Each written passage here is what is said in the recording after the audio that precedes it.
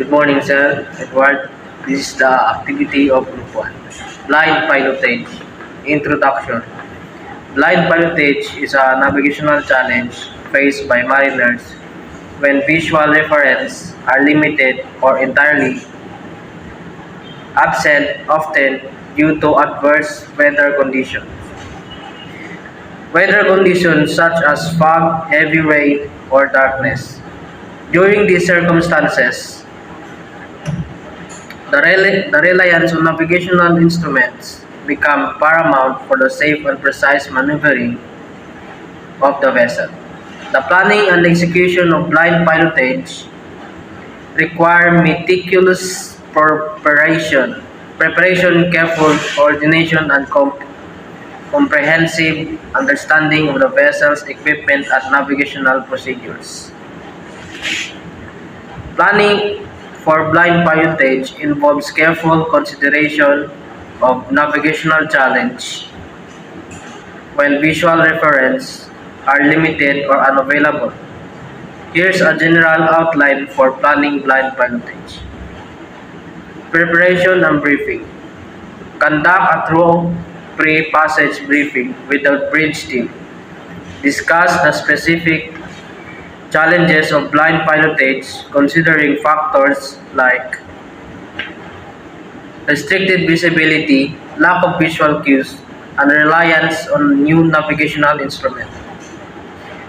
Navigational chart and publication ensures all relevant navigational chart and publication are up to date.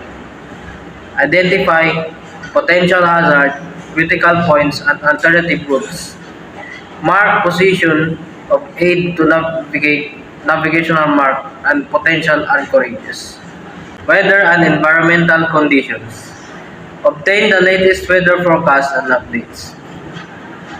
Consider the impact of weather condition on visibility, sea state, and wind access, the potential for fog, rain, or other factors affecting visibility.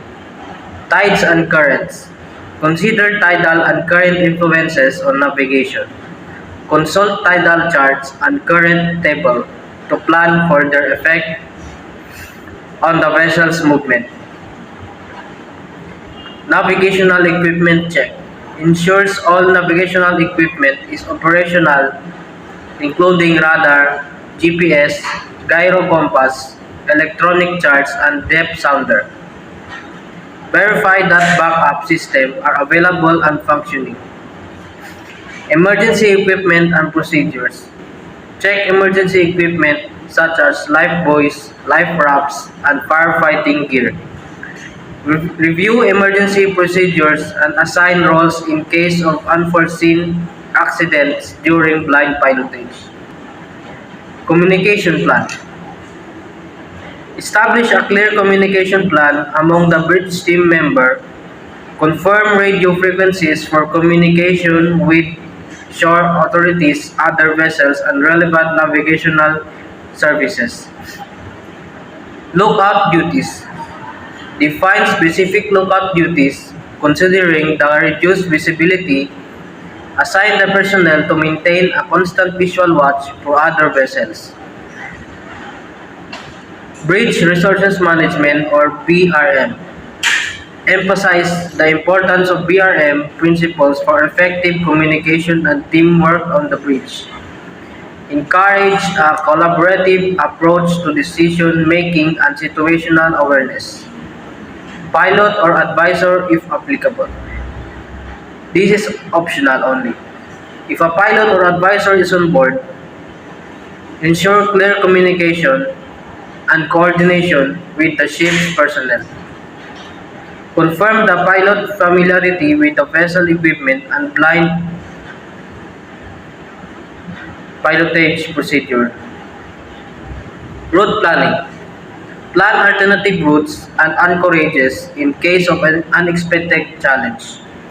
Consider the availability of pilot boarding, access, and communication with shore-based pilots.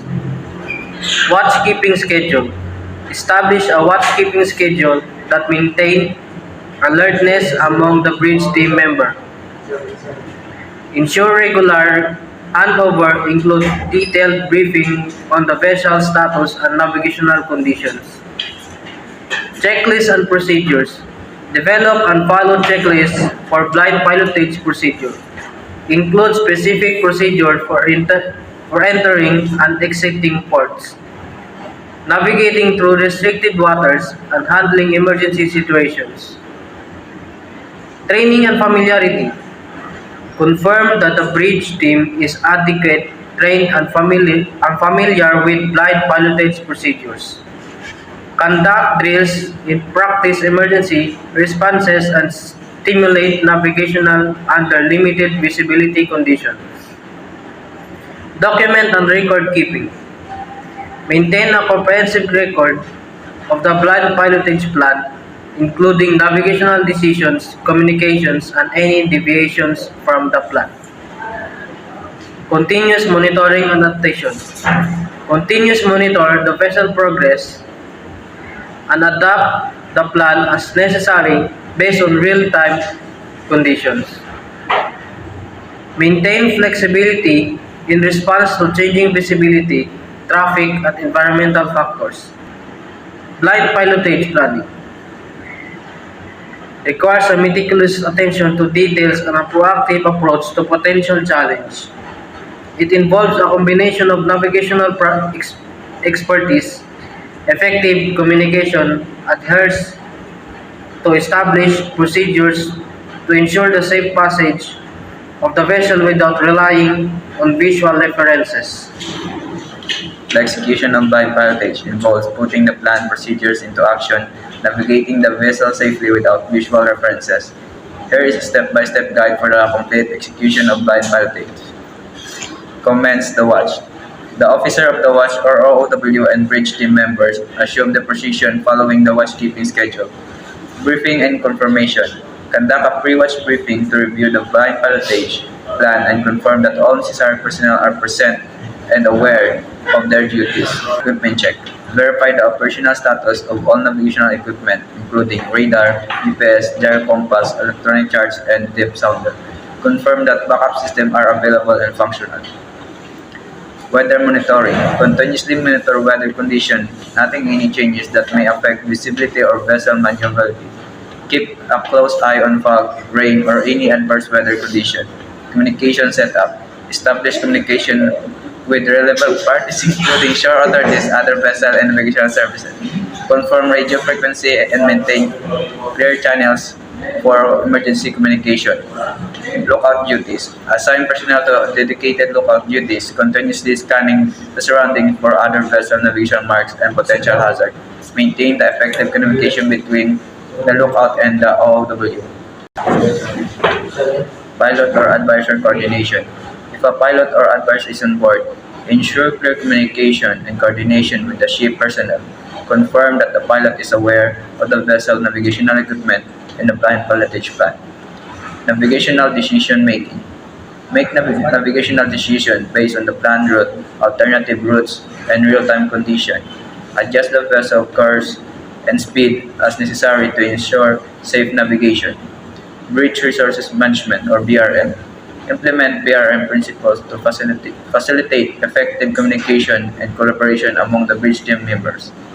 Encourage teamwork and shared situational awareness. Emergency preparedness. Be prepared to respond emergency following established procedure for potential incidents such as grounding, collision, or engine failures. Conduct regular emergency drills to maintain readiness. Continuous monitoring. Continuously monitor the vessel position, course, and speed using navigational instruments. Keep a close watch on vessel proximity to navigational other vessel and plan route. Adaptation to condition. Adapt the blind pilotage plan based on real-time conditions, considering change in visibility, traffic, and environmental factors. Consult alternative routes and anchorage as needed. Communication with lookout and engine room. Maintain clear communication with the lookout for continuous update on the vessel surrounding. coordinate with the engine room for any necessary adjustment to speed or propulsion. Record keeping. Maintain a comprehensive record of the blind pilotage execution, including navigational decision, communication, and any deviation from the plan. Hands-over and watch change.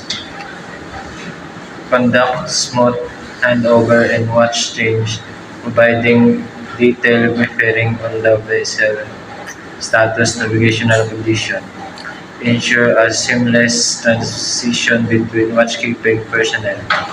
Arrival and berthing. Execute procedures for arrival and berthing in port, considering the challenges of limited visibility. Communicate with port authorized and tugboats as necessary. Port voyage review. After completion of the blind pilotage, conduct a post-voyage review to evaluate the effectiveness of the plan and identify areas for improvement. Document lessons learned and share feedback with the bridge team. Executing blind pilotage require a coordinated effort, effective communication, and constant vigilance. The successful completion of the voyage relies on the bridge team, adherence to the plan procedures, their ability to adapt to changing conditions, and their commitment to safety. During blind pilotage, the allocation of the assigned resources is crucial to ensure the safe navigation of the vessel without vessel reference. Here are the key considerations for determining the allocation of assigned resources and the correct priority. Number 1. Navigation team. Prioritize the navigation team to include officer experience in blind pilot, pilotage. Assign personnel to the key position on the bridge, such as officer of the watch OOW, helmsman, and lookout. Number 2. Navigational equipment. Ensure that navigational equipment essential for blind pilotage and operational and available. Allocate resources to monitor and maintain equipment like radar, GPS, electronic chart, and echo sounders. Number 3. Communication system. Assign personnel to monitor and manage communication system and include VHF radios to maintain contact with shore authorities, other vessels, and relevant navigation services. Lookout duties. Allocate the personnel to serve as dedicated lookout, providing continuous visual monitoring and surrounding for potential hazard of the other vessels. Number 5. Bridge instrument. Prioritize the use of relevant bridge instruments such as gyro compass, magnetic compass, and clinometer for accurate navigation. Number 6. Weather monitoring. Assign resources to monitor weather conditions, especially especially factors that can impact navigation such as wind speed and direction, visibility, and sea state. Number 7. Engine room. Ensure that the engine room is staffed and prepared to respond promptly to navigational requirements, including change in speed or direction. Number 8. Emergency response team. Assign personnel to that emergency response team with specific duties in case of unforeseen incident such as grounding or collision. 9. Chart correction. Allocate resources to regularly update and correct paper and electronic chart to ensure that accurate navigational information. Number 10. Bridge management or BRM. Emphasize BRM principles to facilitate effective communication and coordination among the bridge team member, enhancing overall situational awareness. Number 11. Pilot advisor. A pilot, if applicable, allocate resource to assist on-board pilot or advisors during blind pilotage, during effective uh, collaboration between ship personnel and external navigation support. Number 12. Procedure and checklist. Assign personnel to the follow established procedures and checklists for blind piloted. Ensure a systematic and organized approach to navigation. 13. Training and familiarity. Prioritize assigned personnel who are well trained and familiar with blind pilotage procedures, equipment, and emergency protocols. 14. Bridge watch rotation. Establish a watch rotation schedule that ensures alertness and prevent fatigue among bridge team members. 15. Monitoring traffic. Allocate resources to monitor vessel traffic in the vicinity, adjusting ship course and speed unnecessary to avoid collision. The correct allocation of resources during blind pilotage requires careful planning, effective communication, and adherence to established procedures. This ensures systematic, the coordinated effort of navigate safely without visual reference